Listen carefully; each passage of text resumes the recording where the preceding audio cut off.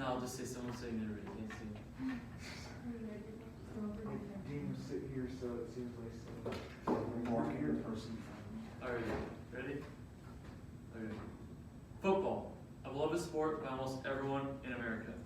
Many Americans love gathering around with friends and family to watch this sport. Whether it's the National Football League, the NFL, playing on Sunday afternoons, or it's your favorite college team playing on Saturday mornings. I'm sure many of you have loved watching your favorite team play football.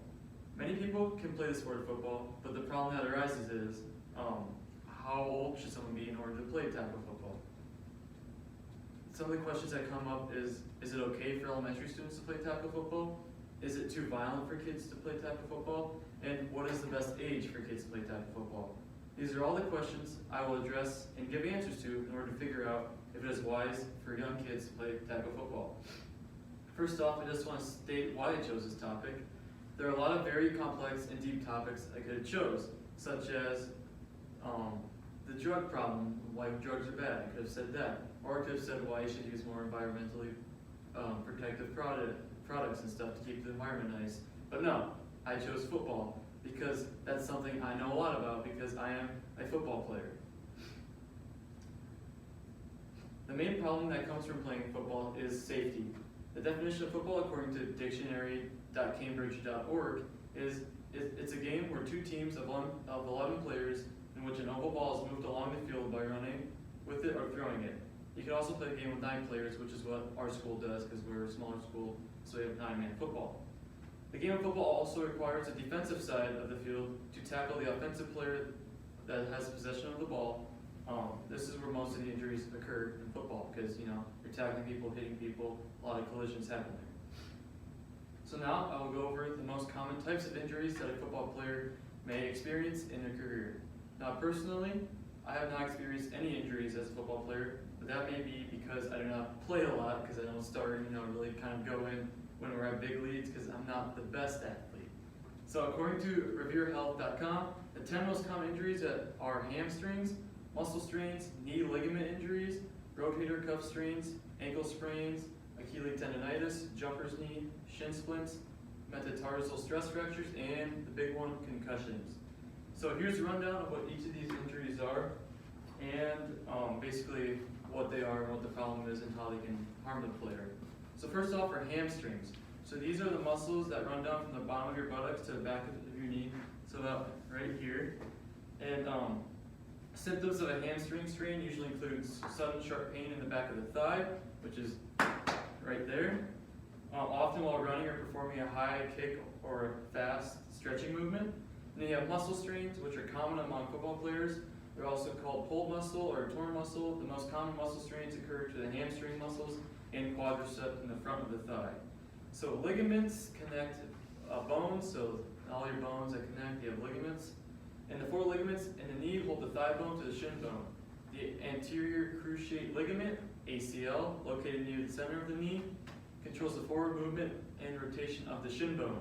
The posterior cruciate ligament, the PCL, also located in the center of the knee, prevents the shin from sliding backwards. And the medial collateral ligament, or MCL, located on the inside of the knee, gives stability to the inside of the joint. So, and then you have lateral collateral ligament. The LCL is on the outside of the knee and gives stability to the outer knee. Injuries to these ligaments prevent athletes from bending their knee properly. And changing direction suddenly while running and taking direct blows to the knees can cause injuries to all these different ligaments. So, and then you have the rotator cuff, which supports the arm at the shoulder joint, so it's about right here. That is a symptom of rotator cuffs are usually strained, usually include pain that develops suddenly in the shoulder. And that could be, from hitting it, from kind of like overextending it if you have your arms up, or if you get hit right here. Basically anything, a strong hit to the rotator cuff. And ankle sprains are most common. I'm pretty sure a lot of you have sprained your ankle a time or two, except for Liam. Apparently Liam never has. And they're very common. So symptoms of ankle sprains can vary from mild to severe, so they could be not too bad to really bad. A football player may continue training or playing with a mild sprain if it doesn't hurt too much.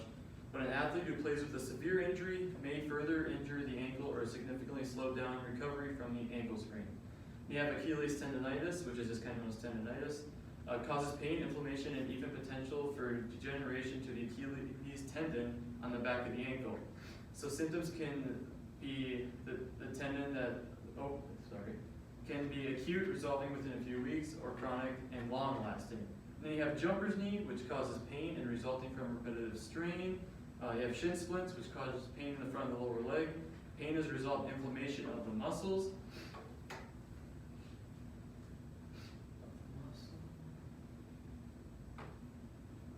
Sorry, I lost my spot here. And tendons in the bone issues around your tibia or shin bone. A metatarsal stress fracture, which I cannot say very well, is a fine break in one of the bones in your foot. You transfer weight from your toes to your metatarsal bones when you walk. The most prominent symptom of a metatarsal stress fracture is foot pain that develops gradually over time. Direct trauma from a tackle and overuse and excess rotation can result in metatarsal stress fractures. So, of all sports, football presents the greatest risk for one of the most serious injuries, which are concussions. So in fact, all football players, even those in high school, have a 75% chance of suffering from a concussion. Now, I have not suffered from a concussion yet, so cross my fingers. And so concussions account for 7.4% of all injuries in college football players. And according to the National College Athletic Association, or the NCAA, which I'm sure many of you guys have heard of, concussions often happen during a tackle as the head snaps and strikes the ground. So a concussion is a serious trauma to the brain that changes how it works. Concussions usually cause temporary effects, including headache and problems with memory, concentration, judgment, balance, and coordination. And I got all this information off of reverehealth.com. So after gathering all this information about football and discussing it with you, the audience, I'm ready to share my opinion with all of you. My opinion is that football is truly a great sport for kids to play, but I highly suggest that younger kids start out playing flag football. This is what I started out playing as. We have, at our school, we had a flag football program that ran for first graders through sixth graders, and it was a really good opportunity to teach kids about football and how the sport works without having, the problems of them hitting each other and having injuries. So just a safe way for kids to play football and understand if they want to play tackle football in their career by starting off with the easier football, flag football. So on NFLflag.com, it states that flag football has 5 great benefits. These are health benefits, getting teamwork benefits, you have discipline, mental toughness, and socialization. I really agree with these benefits because I feel flag football is the most appropriate way to get kids interested in football. While playing flag football, kids can try out many different positions in the game and see which ones would suit them perfectly. And if the kids end up not loving the game of football, they could decide to quit without being injured because they're not playing tackle football and they're not hitting each other. A common question that's asked is, can tackle football be made safer for kids? The answer is no. Tackle football cannot be reformed to make it safe for children.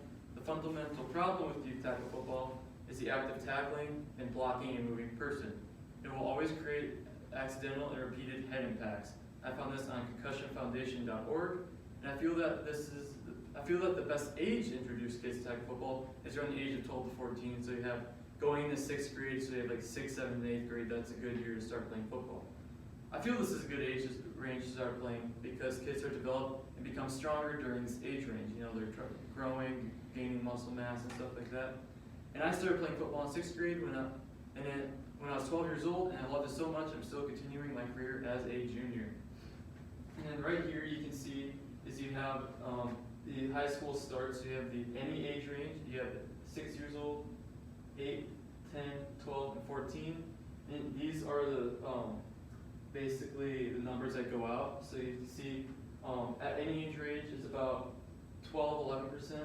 You have 8-year-olds, it's about 8%, so not a lot of people. And then as you slowly move up, you can see 10 years old, also about 11. 12 years old is about 22, 21%. And we get about 14 years old, you got a solid 30%. All this evidence and research has led me to the conclusion that even though tackle football could be safe for kids, the better option is to choose flag football for younger kids.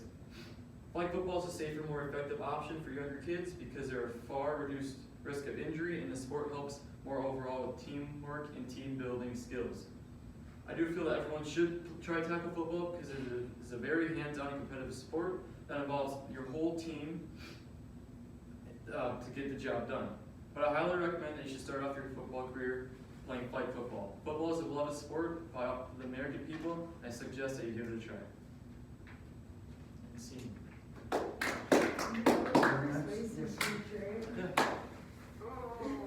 You really think that Kara calls in the middle of speech couldn't remember my line? You were reading it word for word. At least he didn't start all over. That wasn't my fault, that was his. That was Did you share it with me, or are you gonna look No, at I it? just have to look. I shared it with you. Alright. Alright. We got 25 minutes. No, mine will probably be just about 7 minutes. Don't worry about it. Mine should either be 7 minutes if I don't say everything, or it could be like 12. So we'll see. Oh boy. So we got over half of the speeches.